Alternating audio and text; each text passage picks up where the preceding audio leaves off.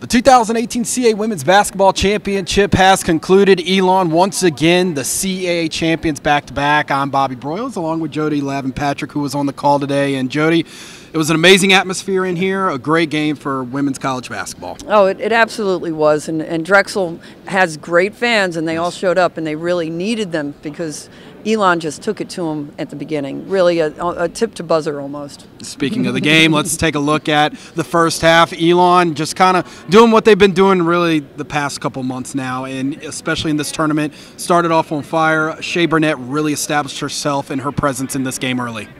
The senior, they have three seniors, but Shea really raised the bar, I think, for the other two seniors. And Charlotte Smith said that she makes everyone play better on the team. Well, it happened the entire tournament, especially today.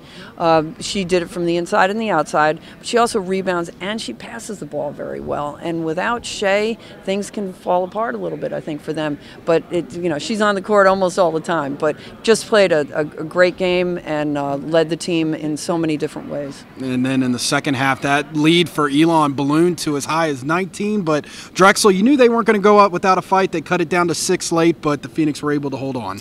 They cut it down to 6, and they had the ball, and they got a shot. So it was a two-possession game at that point, and that's where this crowd and this atmosphere and this environment was just fabulous for Drexel.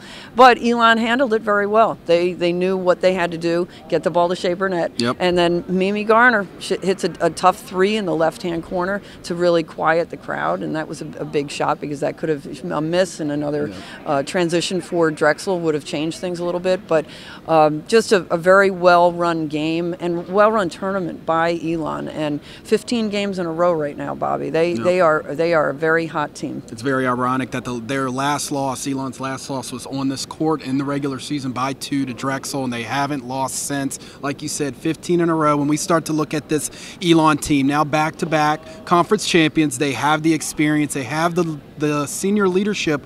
When you look at them going into the NCAA tournament, when we're talking about seeding and the experience they have, what type of damage do you think they could do in the NCAA tournament this year? Well, they're playing their best ball right now, and Charlotte Smith in the post-game conference talked about that. She said, we really are doing what we need to do. We did not do it early in the year. We had 6 freshmen. We were trying to get them on board.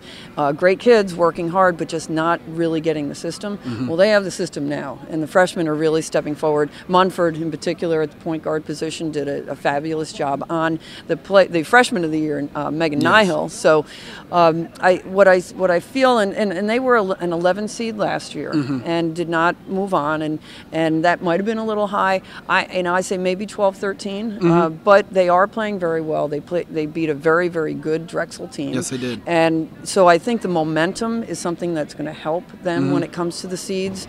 And they don't care who they play; they just want to play. Yep. But so say 11, 12, 13, a little bit, and then maybe if things fall where they might. Maybe a little higher just because they are playing so well and they have those seniors, because I think those are things that the committee very much looks at. They look at that final 10 game thing. Well, it's final 15 games for this team. But so I think that there's a chance it might be a little higher than that, but I know that they don't care because they're seniors and they want to keep the season going. And that was very well said by all of them in the post-game conference, that they just want to play and show that they can go out there and make a difference and win an NCAA game. And it's incredible that this team, if you really look at it, the 2 championships they've won the last 2 years, at Madison, at Drexel, by far probably the 2 toughest places to play in the conference. That has to be something that the committee will look at. You cannot do that if you're not coached well, and you don't have seniors. That's not going to happen. Now they did it last year with juniors, but they did have some seniors as well. But that junior class really led them. Now they did it again, so that's something that will definitely come into play. All right, well, Jody, thank you so much for joining us. It was great to have you on the call today. We'll be back in studio next week to break down who Elon will play in the postseason. For now, that is it from us here in Philadelphia at the DAC.